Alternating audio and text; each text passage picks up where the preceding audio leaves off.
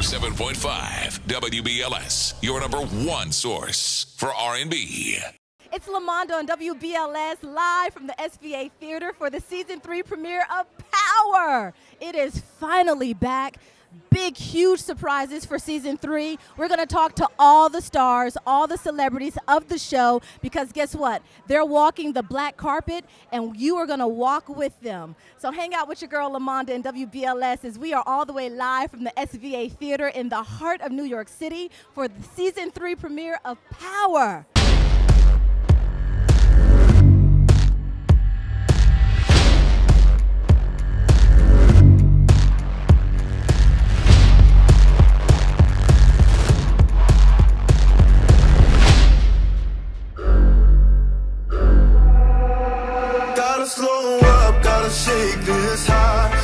The art of storytelling is so important in shows like this. What was important for you to get across in Power?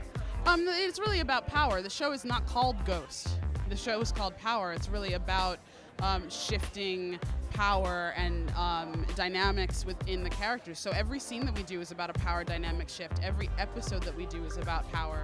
I think that's very important, that for people to understand the way that power works in our culture. That's really important. It will help you get very far. You know, when we were at WBLS Circle of Sisters last year, you told me that this season, Dre was going to have so much more involvement in the entire plot. Can you give us a little sneak peek? Well, I think you realize that he's a real person this year. Like, he has motives to protect his daughter. He has motives to make everything work for his situation. And he has elements of Kanan and Ghost in him, so people start seeing how much of a boss Dre is this year, and it's super exciting. You can tell us right now, set the record straight. Do you really love Tommy, or are you using Tommy? That's so funny. Nobody trusts poor Holly.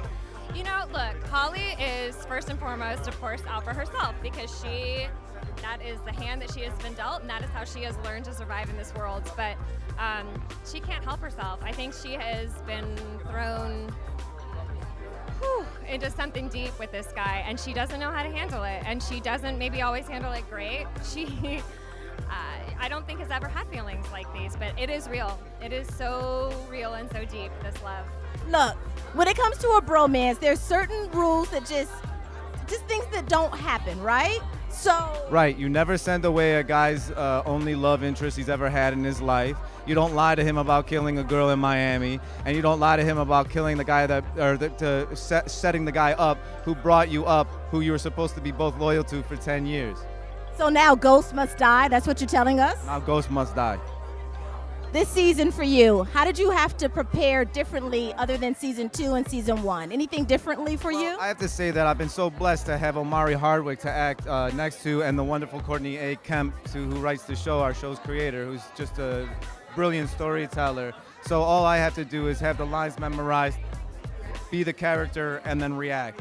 And I've had the luxury of working with people who always bring their A game every single day. So I haven't prepared very differently, but the writers have given us an incredible amount of story to deal with this season. It's even sexier, it's even tougher, it's even more adventurous, and the journeys that the characters have to take and the complications. It's a thriller season this year. You have a very interesting storyline to your character as a woman. Talk to us how you brought that alive in season 3. Well, I think one of the big themes that I played with Angela is the tougher she is on the exterior is the more fragile and vulnerable she is on the interior, because that's usually what I've found. Like, the strongest people are usually the most wounded or fragile on the inside. And with Angela this season, you know, she's finally gotten what she wants.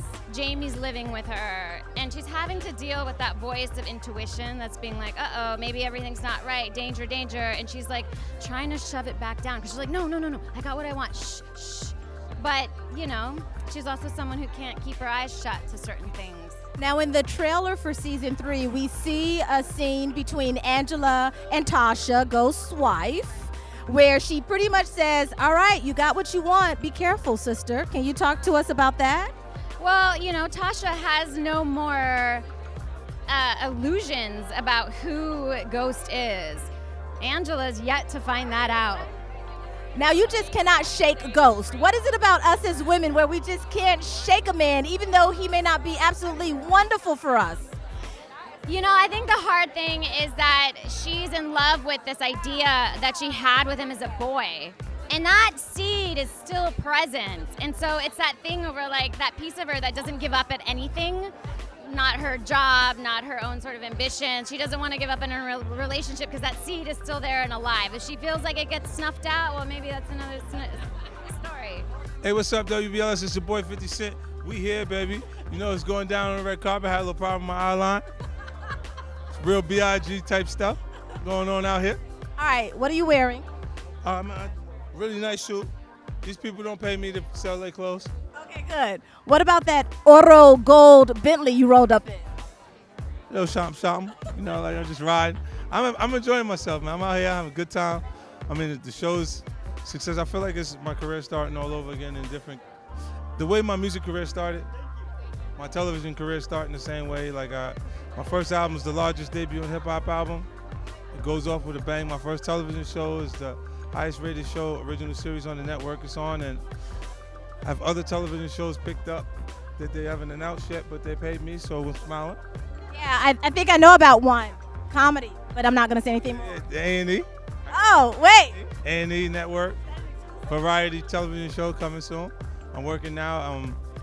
Got like that part is really fun too, because I get a chance to sort out some of the comedians and the talent that's on the show. So put together, and I want to leave it where I can bring really talented people in and out of the show, because there's so much going on virally that I want to be able to get them in and out of the show.